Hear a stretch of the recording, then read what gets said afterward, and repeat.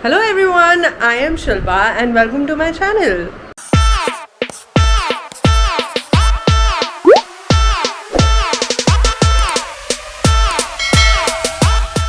If you don't know who I am, I'm a 25-year-old who makes a lot of videos about NIFT, give you a lot of informations and make videos about a day in my lives. So for today's video, I was actually considering what to do. I had this video in my mind, but in a more sit-down informational videos that I usually make. But then, let's be honest, now I have work and I have little time to edit, little time to shoot, and trust me, I'm hitting a little bit of time management crunch, but I'm going to make sure that I give a Friday video for sure. So I thought probably I'll make it in a day in my lifestyle but give you all the information that you need. So in today's vlog, I'm going to tell you 10 things that somebody should have told me before I got into NIFT to do my Masters of Fashion Management course.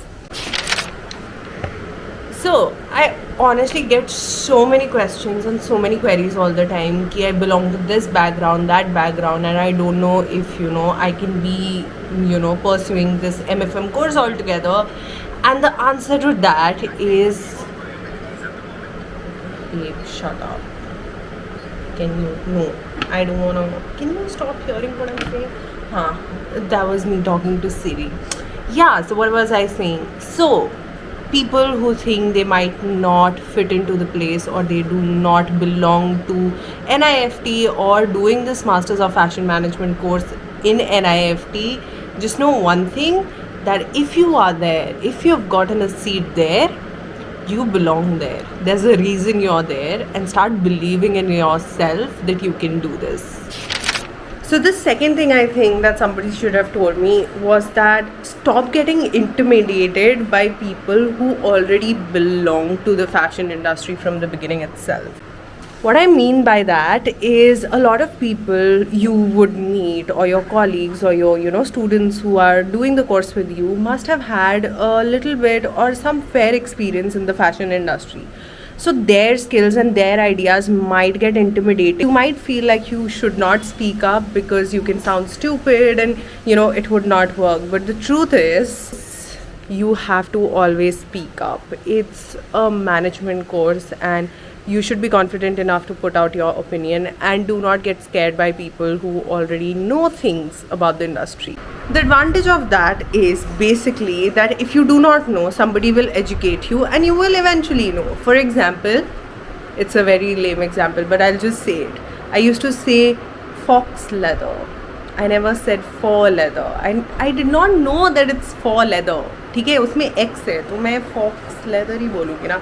And then I came to know it's for leather. So it's completely fine to feel stupid for a while, but the next time you won't make that mistake. So it's all right. Tip number 3: when you get into the course, try to find your professional people. Now, what do I mean by finding your professional people? You might find your own friends or people you gel with who are really great friends, but they might not be your great team buddies or people you work with. So it's really important that you find people who have the same energy as you and contribute to the teamwork the way you would. कोई मेरे को बताओ कि इतने अच्छे weather में कोई काम कैसे कर सकता है?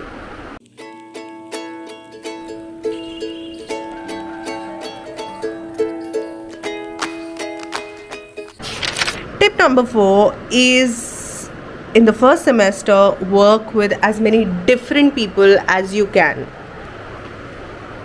I know that's going to take a toll on your marks, maybe in few subjects, but the thing is, it's very easy to just be in your comfort zone and work with people you like in the first go, but it's not necessary that they are the right people for you to work with. So work with as many different people as you can and just find those people who work or fit the best with what you are doing.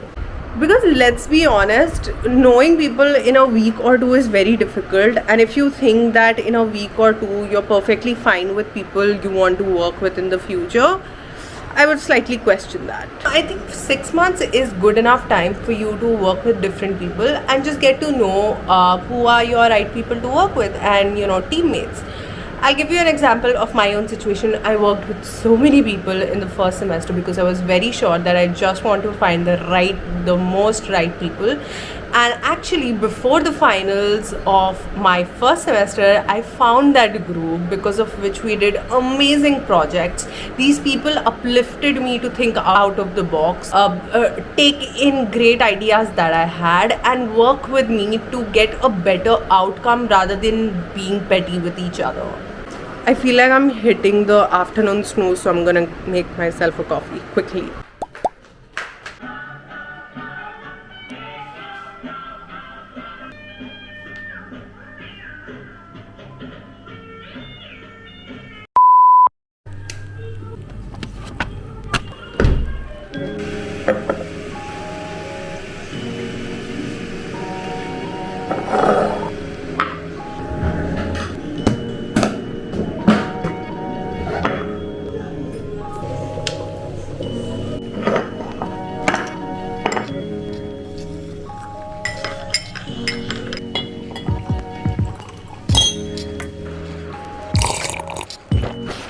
Tip number 5.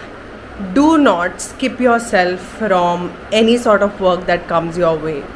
I'll tell you why I say this. What happens when you're working in a group? A lot of work can be divided into tinier portions with 5 different people, if the team consists of 5 people. So what happens in that, you end up working really tiny portions, or maybe anything which is close to not doing any work. Now, a lazy or a skipping kind of person would try not to get involved and let the other people do the work and get the credit for the work that they haven't done.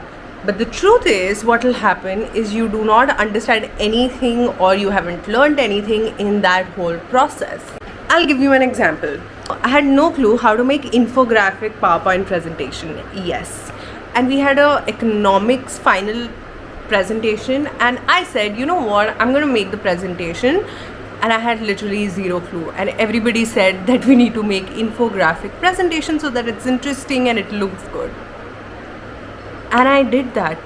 I stayed up all night. Well, we had only one night to make the PPT because we had made, discuss about the content before. But in one night, I learned how to make infographic PPT, made an infographic PPT, and after that, I was slaying at making infographic PPTs. So when you do not skip your work, you actually learn something valuable out of that project or experience. So do not skip work.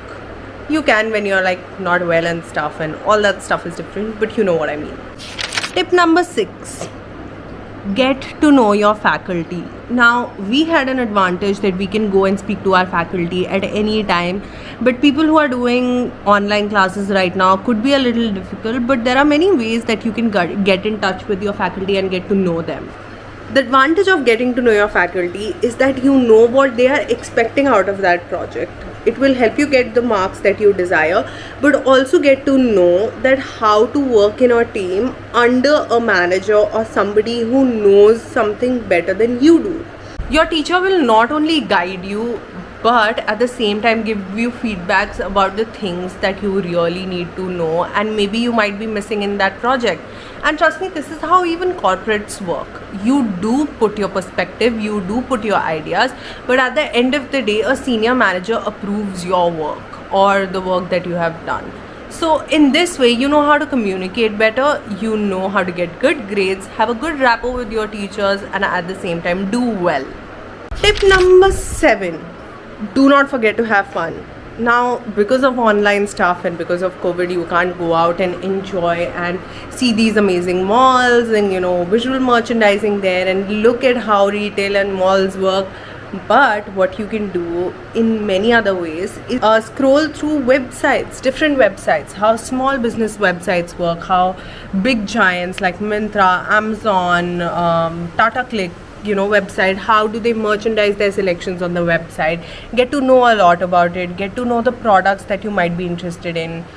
everybody does a little bit shopping once in a while. So just be inquisitive and shop the things that you might like and might be interested in, and do it in a more depth situation. Let's say तुमने एक top खरीदा, तो at least उसके material के बारे में अच्छे से जानो कि उस मटेरियल में क्या है, what are the sleeves called, what are new trends related to it. So that sort of increases your knowledge, you are having fun, you are shopping, you get a new top.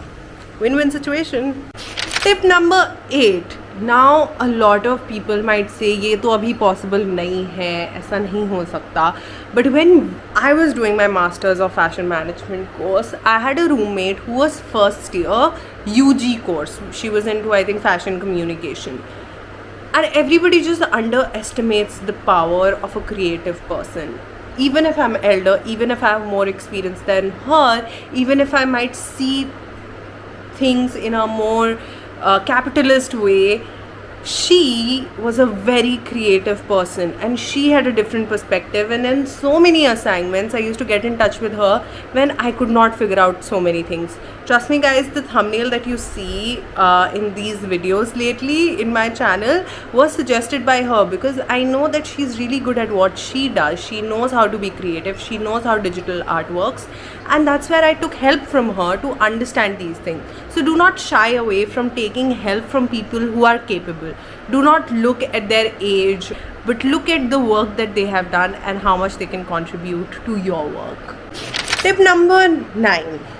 Now, as an outsider, you could be a person who just likes a certain type of style or theme. Let's say I am usually a black and white classy style lover. But when you get into the business or the fashion industry, you've got to open your horizon and get to know more cultures and fashion. Let's say I am not a person who really likes grunge or like, you know, dark fashion, but somebody else does. My roommate, she used to do eyeshadows which are blue neon colors, and my personal fashion does not appreciate that, but I also know that there are people out there who love it. So what you've got to do is open your horizons more and understand these cultures and these fashion styles more, so that you can include them in various ideas and various places. Because at the end of the day, when you're working in an industry, you have to understand your target audience, and target audience can be very different from what you like or what you love. Last but not the least, do not stop yourself from going wild with the ideas that you can propose in your projects. Now these projects are based on real companies or your ideated companies, but at the same time, when you go wild with the ideas, you come across these crazy ideas that has never been proposed. And when you allow yourself to think out of the box, that's when the great ideas come across. So do not do the mistake as I did. Just have as many amazing ideas as you can have. Trust me, no one will stop you. I hope you liked this video. If you did, make sure you give it a thumbs up. Subscribe to my channel if you haven't. It'll mean a lot to me. And yeah, I comment below, you know, if you like this informational vlog situation, because I'd love to make these. It takes less time for me to edit and less time for me to shoot and not put effort in looking good. But yeah, let me know. And yeah, until the next video, bye.